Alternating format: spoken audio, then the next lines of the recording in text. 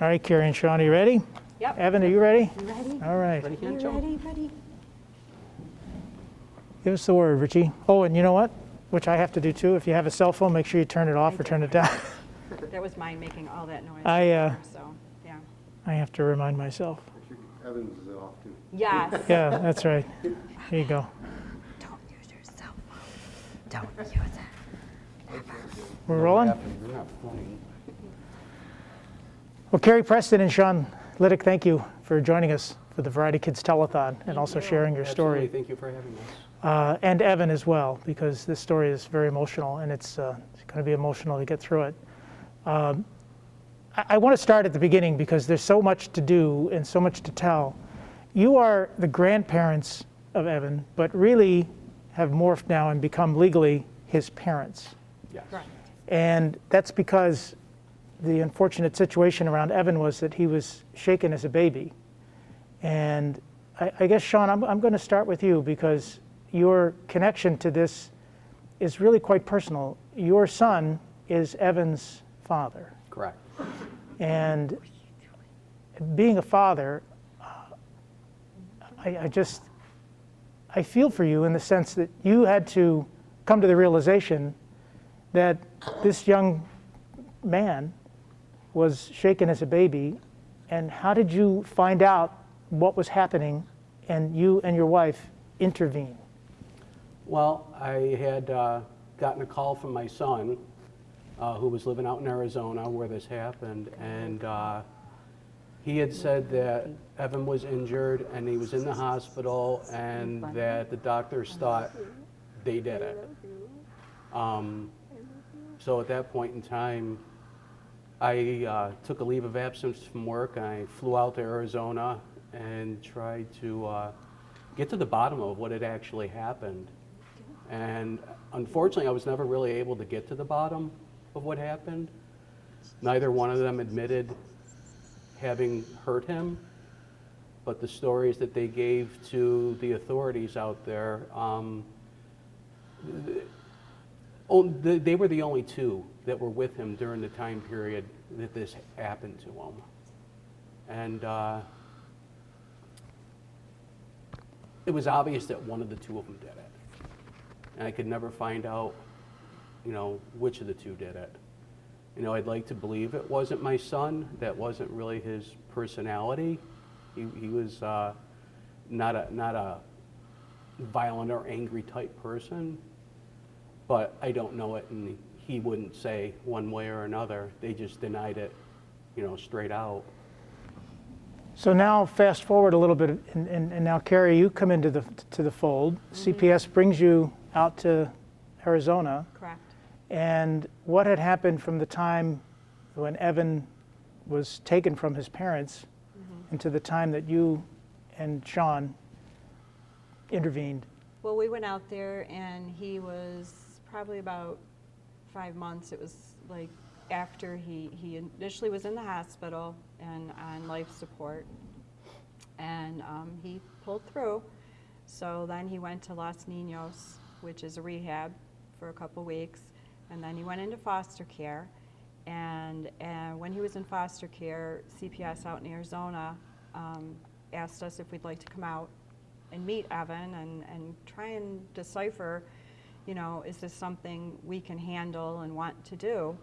And so we went out there and immediately knew we would take care of Evan.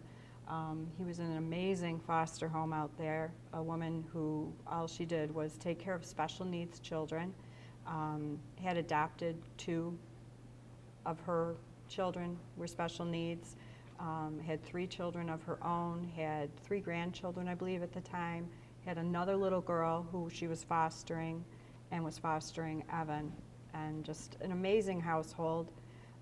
She got Evan into all kinds of programs, into OT, PT, speech, vision, which I believe really helped him progress.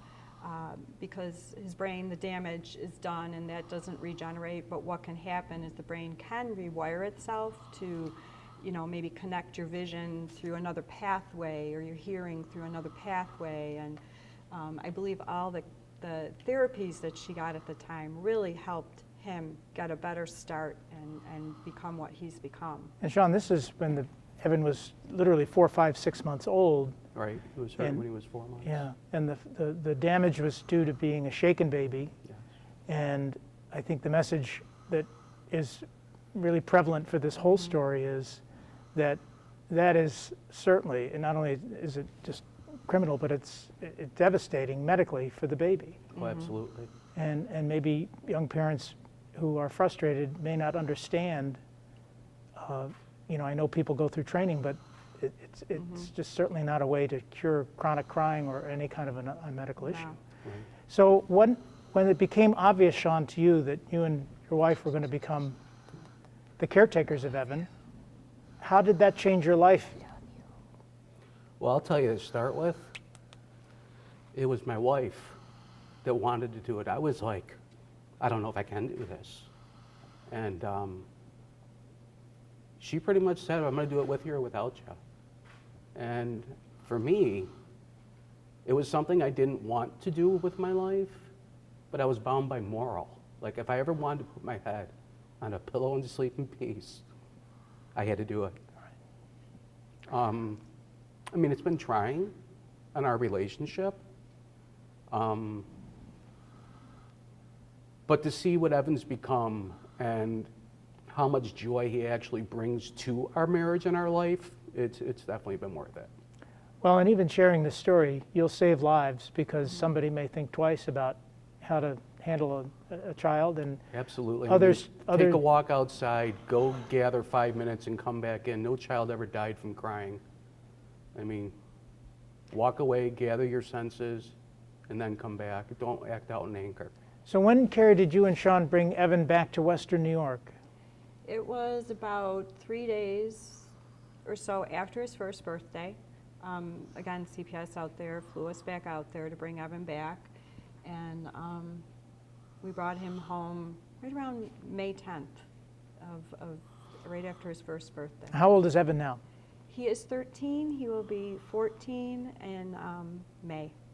Now, in the decade and change that you've been caring for him, you've been using the services of Women and Children's Hospital and now Oshai Yes. Children's Hospital. Explain some of the services and the care and the condition that Evan has. Well, from Shaken Baby, what Evan has is traumatic brain injury, cerebral palsy, epilepsy, quadrispasticity, that has to do with his muscles. He's G-tube fed all the time. When he was little, we did try and do tastes and see if we could teach him to eat, but he just wasn't capable of doing so.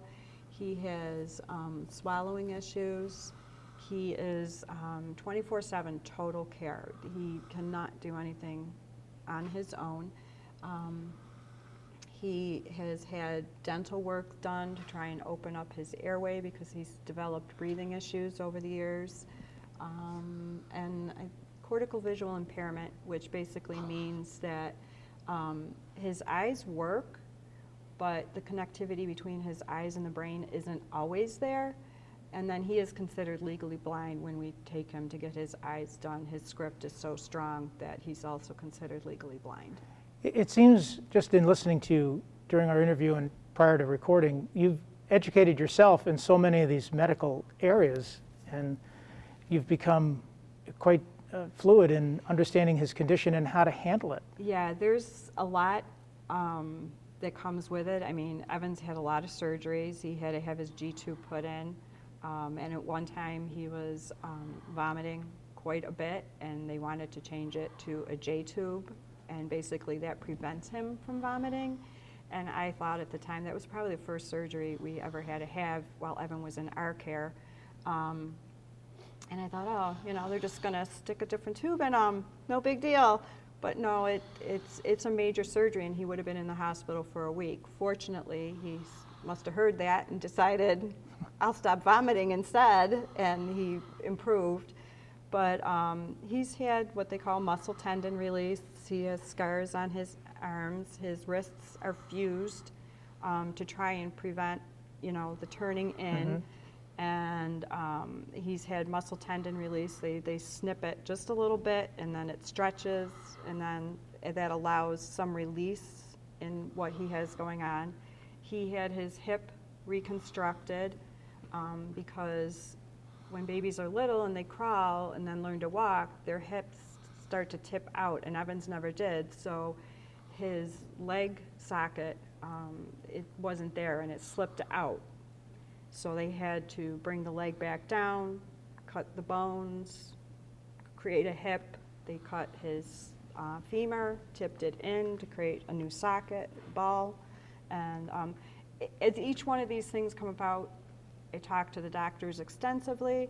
I do a lot of research. I try and find children that have had similar things done, you know, to find out how their parents went through it, and, you know, whether they recommend it or not.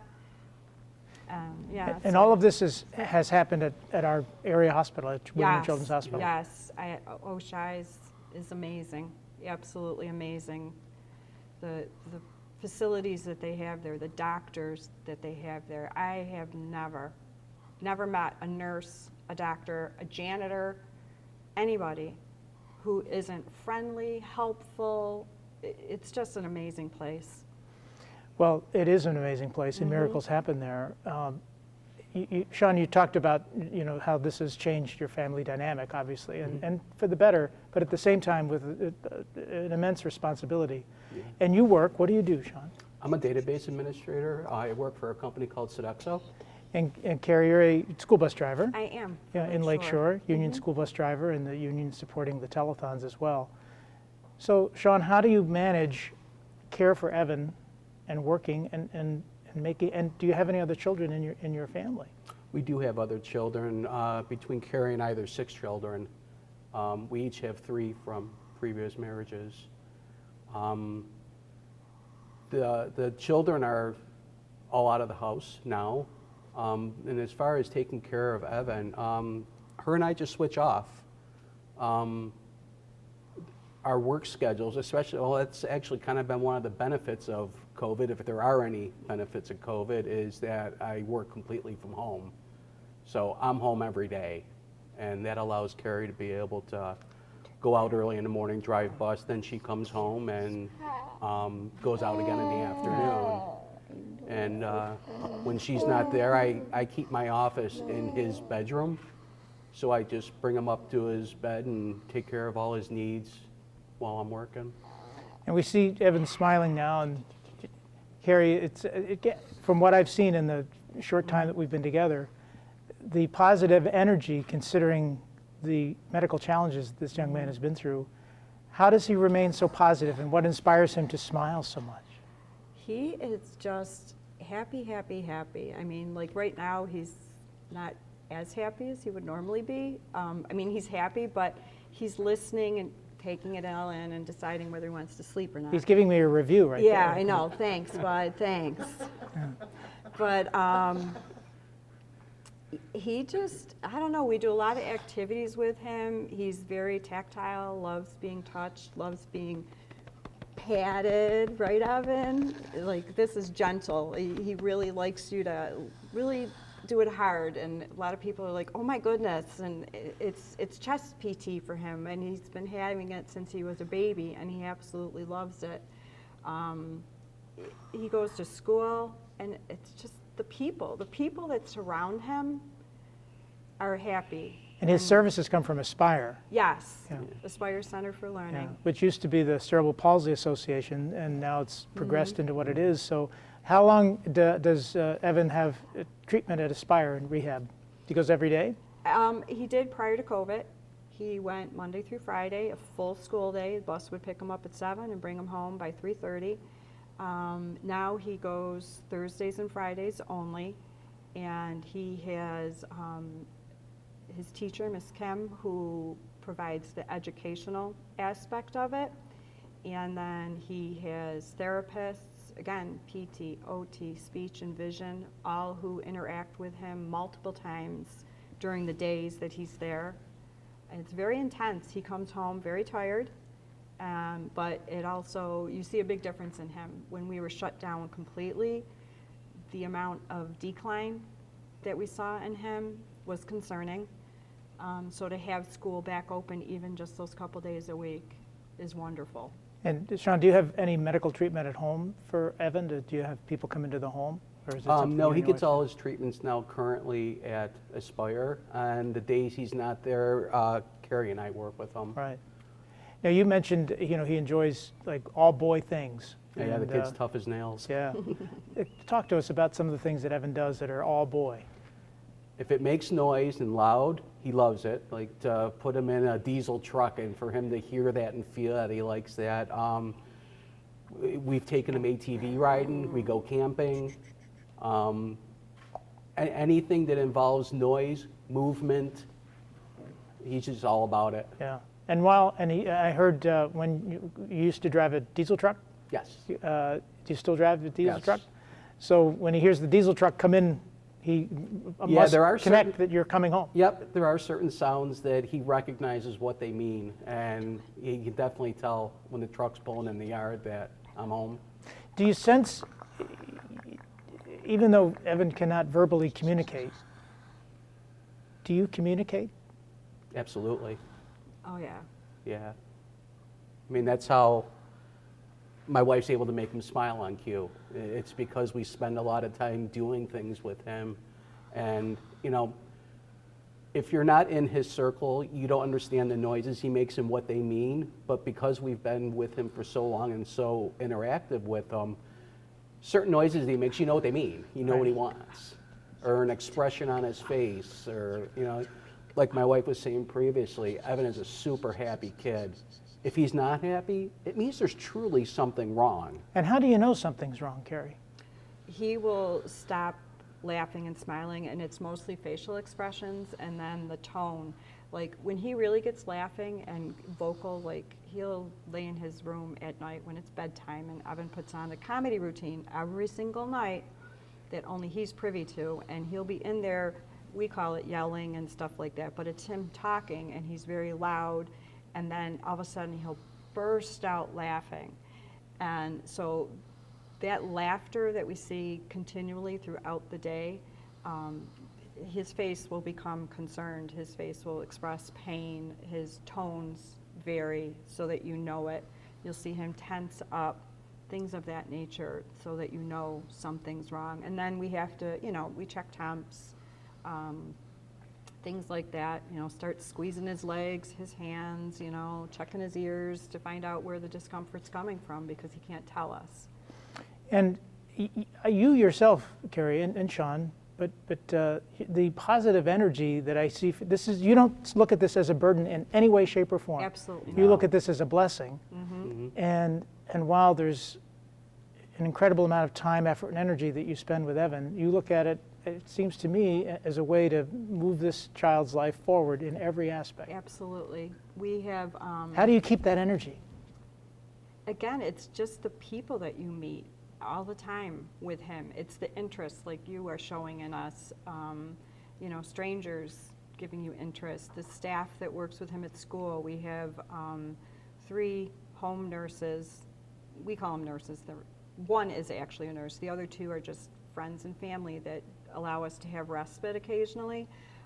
We have 2 overnight nurses so that we can get a little sleep. And then we have another young woman who takes him so that maybe we can get an evening out to dinner or something like that.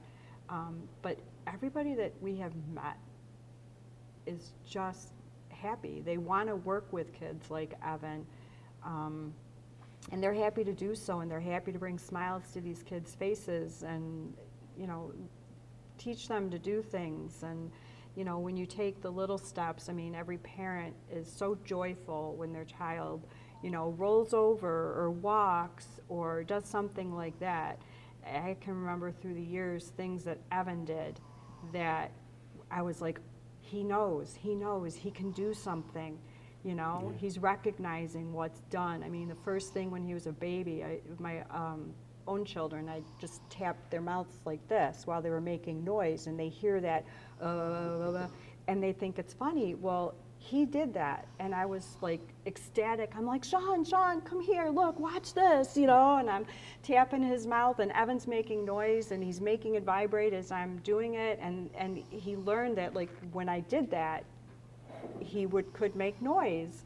So, you know, it was like, that was him rolling over, that was him walking, that, you know, that was a milestone for us. And you drive a school bus. What are the ages do. of the children on the bus? They run from elementary school all the way to senior high. So you have a fair amount of responsibility with children all day. Yes. And I in love addition to Evan, kids. yeah. I I could love see you kids. love children. I do. That's why she married me. Yes, anybody asks how many children I have, I usually tell them, you know, 4, including Sean. And you're in the Angola area. Yes. So, and you've made your story public for us, but how much is the community in your world with the like the children on the bus and the families? How much of the community understands Evan's story down in Angola? Our immediate neighbors do. I mean, we've had to have an ambulance come and pick up Evan and take him to the hospital before, and our neighbors to one side of us are part of the volunteer fire department in Brant. So they've been to our house several times, and the other neighbors see us going in and out with them all the time. Community-wide, like, probably not so much other than our immediate neighborhood. And the reason I ask, Carrie, is because when Tony Vaccaro, who's the Telethon chairman, and involved in all of the union activity, and when they put the word out that the Variety Club was looking for a family to profile, you stepped right up. And admittedly, your story has so many twists and turns emotionally for you as the grandparents, now parents, but also for what you do. What prompted you to want to say, I'm going to step up and we're going to share Evan's story? Well, it was an office worker at the bus garage, Denise, who gave my name to Tony. Tony asked if there was any union workers that maybe had a special needs child, and Denise immediately thought of Evan. All the people I work with do know about Evan. So I said yes. I love to share Evan's story. I love to promote Children's Hospital. There's just no hesitation. I mean, I don't shy away from any questions anybody wants to ask. You know, if it's just curiosity that they're asking, is it to improve their knowledge that they're asking? I really don't mind, because I figure the more people that ask questions, the more aware people are of what can happen to a child, and like all the things that he's gone through, all the surgeries he's gone through. I never, from the very start of this, anticipated, thought that any of these things would come because of what happened to him. You know, I mean, he was a normal, healthy child, and he was hurt. And every year he's had surgeries, every year we've had traumas. Never would I have correlated that prior to having Evan. So now I hope that other people can see that it isn't just shaking the baby and you can move on. No, he has been hurt for his entire life. And yeah, that's why I stepped up and said this story needs to be told. Well, it's very emotional to tell it. It's emotional to hear it. Where did we go from here now, Sean? So Evan's 13, and we'll continue to progress, and you will continue to care for him. Yes. What do you see as the future for Evan and for you and your family? You know, my wife and I talk about it all the time, like, what's the end point? Obviously, there's going to come a day when we're too old and physically not able to do this. Hopefully that's quite a ways out. Yeah, you're young. You're young. I hope. I mean, I'm not real sure. So you just take it day by day. Yeah, I mean, I don't have a roadmap as to what's going to happen when we can no longer do it. All I can tell you is we're going to do it as long as we possibly can. Right.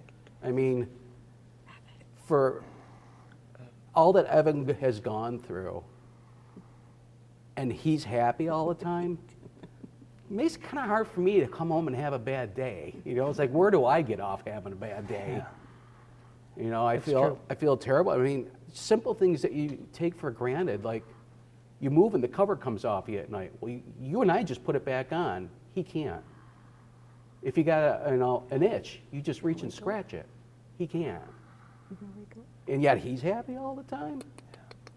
You know, kind of makes it hard. Yeah. You really can't have a bad day. So for as much effort and time that it takes to take care of him, it's therapeutic for us as well.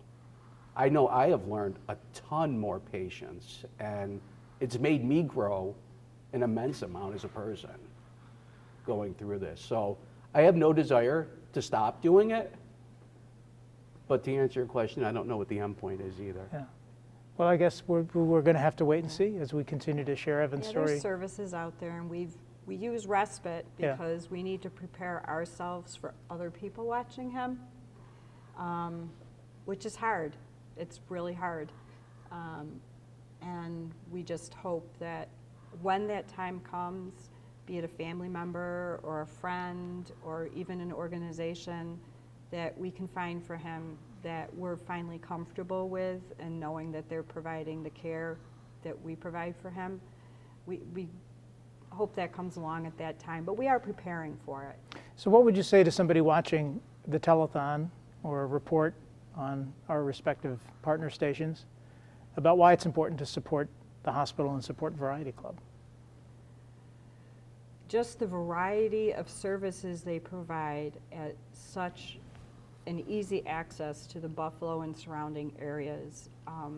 If I had to travel further to get the services for Evan, the financial burden of that, I just don't know that that would be possible. And they have it. They have it all at Oshai's Children's Hospital. I mean, Evan is a involved child, and I have yet to have to go someplace else to receive what I need to help care for him. So, you know, I mean, if a child, I don't want to say only has epilepsy, you know, it's there for them. If a child needs orthopedic services, it's there for them. Just the variety, the absolute variety and the quality. And if you can't go there, they'll come to you. I mean, we have had services done at our home. I mean, they come out and make modifications to his wheelchair and stuff as he grows and his dimensions change. There's never been a service that we haven't been able to get. And I know he went to prom. He did. Yeah. So did. talk to me about that. Aspire every year does a prom, and it's not just for like the juniors and seniors. It's for kids about 12 years and up. And the girls come in their gowns, and the boys come, some wear tuxedos, some wear dress shirts. They have a sound system. They decorate the gymnasium for the kids, and it's just to see the kids' faces light up and see your child dressed up and participating in what a normal child would participate in. It's wonderful. It's wonderful. Very heartwarming. Yeah. And those are the moments, as you mentioned, Sean, Oh, yeah. and get you through. Yep. How do your other children interact with Evan? Have you had, you know, before COVID family gatherings? And Oh, yeah. Oh, yeah. Yeah. And actually, our grandchildren are wonderful with Evan. I mean, our older children are too, but to see children respond to him and, you know, they want to help me give him his medicines through his G-tube. They want to help me turn his pumps on. My little granddaughter, who's 2, she has to help me change diapers and stuff like that. So it's preparing them in a way to be good people. And, you know, they see other children out there, and they'll come to me and they'll say, like, Mom or Grandma, he's like Evan. I'm going to go say hi to him, you know, which is wonderful, because when we go out in public sometimes, you know, people stare, and I don't have a problem with that, because I just feel it's an opportunity for the parents to educate them. And I'll invite them over, and I'll, you know, tell them how the wheelchair works, tell them how Evan's feed works, things like that. And it's it's very good. And our older children at times have watched Evan so we can do things, and they just help us out a lot. My daughter cuts hair, so she'll give Evan his nice little dues and, you know, stuff like that. They're always willing to help and just there for us. Well, it's a very inspiring story. Is there anything else you'd like to add before we wrap it up? I just want to say thank you, very heartfelt thank you for letting us bring this, because it's just an amazing organization, Variety Club Telethon, as is O'Shea's. And we're just so pleased to be able to share our story. Yeah, absolutely. We're honored that you're sharing it with us, and you have inspired us too. God bless. Thank you. Thank you. Give him a smile. Give him a smile. Oh. That we tell him he's taking notes. You'll get your blackmail letter later, you know. So, yeah. So do you hit those milestones where you see like an incremental increase in cognitivity or in something with the therapies? It's a lot slower, obviously, and look when with his eyes, if not his head, you know, stuff like that. That's a milestone for a child like Evan. Right. Him, like right now he's been sitting here, but as he sits at home, you'll see him like try and lift his arm and stretch. That's a milestone for Evan, you know, and get him to answer questions. And some days he's right on. It's because he knows he hit something and a sound. Does he know what it's saying? I don't know, but he knows the sound came forward. So those are the milestones we see. Yeah. Has been, yeah. But like we said, all for the better, you know, just to keep that positive energy. Yeah, he deserves it. Yeah. He deserves it. I mean, no child needs to suffer regardless of what it is. And when a child... I guess, Sean, just going back to the parents for a second, I mean, they were never convicted of anything wrong. They just kind of stepped out of the picture and Well, legally... It was an interesting situation. Both of them were arrested for it. And the authorities had to let them both go because they couldn't pin it on either one of them. So when this happened initially, CPS out in Arizona took custody of Evan from them. And there's no other children? Pardon me? There were no other children No. in the house? Okay. No. CPS took custody of Evan from the parents, and CPS was trying to get a hold of the parents because they were skipping their court dates. And my son left a voicemail at, Find him? no. No. And that's okay because I was going to say, for as sad as it is, it's probably, it is all for the better. Well, we did talk about it when it first happened and we got custody. We had a foster for a year. We had to go through an abbreviated version of the foster care, and we fostered him. And we both agreed that if either one of them came forward and said that they had done this, and if it had been my stepson, and he admitted to it and got the help he needed to be a better parent, we would work with him to help him be a better parent, to help him learn how to care for Evan as Evan grew. So that was our plan. You know, if we knew which one did it, if they got help, we would work with that. But that didn't happen. It didn't happen, so we said, You know what we'll do, Rich? If I was thinking, you know, I'm trying to put words in your mouth, but you could say it any way you want to. And what we'll do, folks, is we'll do that right to the lens, right there. Joe, if you could just back up a little bit, and then you rolling, Rich? Go ahead, Carrie. Yeah. Hi, I just would like to introduce myself. I'm Carrie Preston, and I am Evan Liddick's grandmother, and he is the Variety Club Telethon Child of 2021, and we would greatly appreciate and thank you if you could donate to this wonderful, wonderful organization this year. Right, we're going to unplug the ice machine. That was beautiful too. That was the most poorly That was timed one ice take. machine. That was one But you know take. what? We can't leave Sean out of the picture. No. Okay, I'll introduce him Yeah. too. Okay. That's right. Or you could say your name and then you could say your My name. other Okay. child. Yeah. And then My other- Yeah, right, your other shot. Sure, you can be in charge, boss. You can. You're good. All right, we'll get Evan pumped up. There we go. Come on. Evan, open your eyes. Okay. All right, we're good. Give it a shot. Hi, I'm Carrie Preston, I'm Sean Liddick. and we are the grandparents to Evan Liddick. He is this year's Variety Club Telethon Child for 2021. We would greatly appreciate and be most thankful if you could please donate to the Variety Club this year and help support them and all the wonderful organizations they provide monies to. Thank you. Thank you. It's great. That was beautiful. That was great. Yeah. Did I have my buffalo up the right way? Yeah. Mm-hmm. Who's the piggy? Who's the... Come on, boop boops. One more. One more. We just need one more. Boop, boop, boop, boop. Bring it back. Wow. Oh, gosh. Thank Thank all of you. you.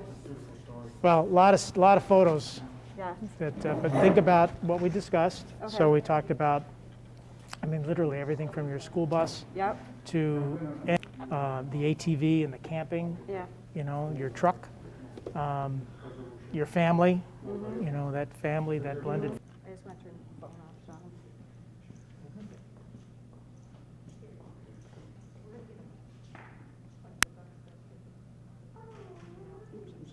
It's okay.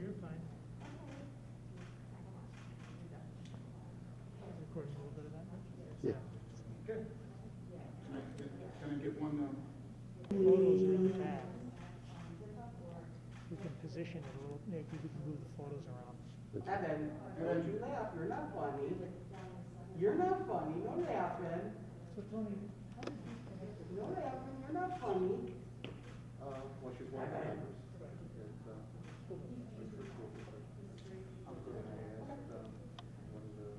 Hey, what you doing? You're so silly. I know all these lights. What you doing? Evan.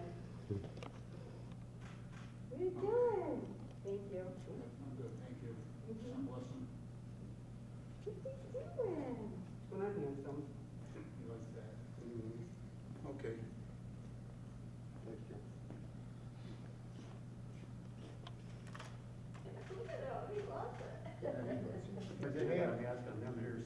I know. Right? The viewfinder gets all steam, too much steam there and I can't see it. BR and the number 1 at gmail.com. And you're a school bus driver. Correct. Teamsters.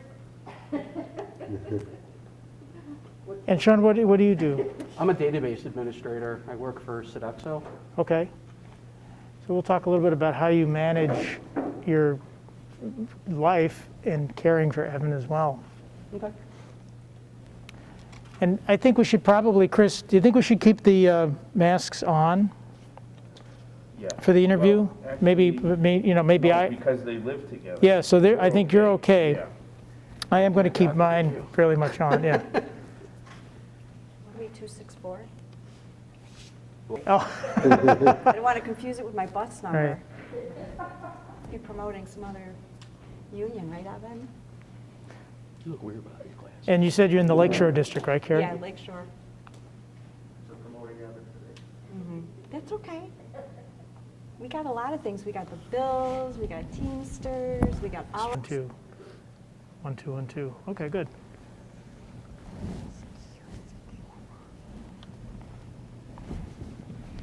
I'll try not to burp. Have you done television interviews before?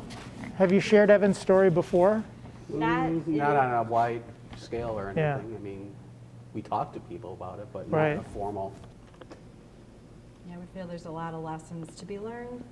You know, he was a perfectly normal baby up until 4 months old when one of his parents shook him, Yeah. and he spent almost ventilator life support. We did at that time try and convince the kids to let him pass because the outcome was just so bleak. And then he started breathing on his own. Then after he recovered enough, he went to Los Niños, which is out in Phoenix, Arizona. It's a rehab for children. And phenomenal foster mother. She actually retired from nursing. She was young, just to take care of special needs kids. And at the time she had 2 children that she had adopted through the years, plus 3 children of her own and grandchildren, and they were all in and out of the house, and she managed to fight for him at that time, would help him hopefully rewire a little bit. I mean, she had him in OT, PT, speech, vision, everything. And she would just load up all the kids, her grandkids, the other child she fostered, like 5 of them, appointment, or the other little girl's appointment, and she was wonderful. So she had him for about a year. And this is in Arizona. This is in Arizona.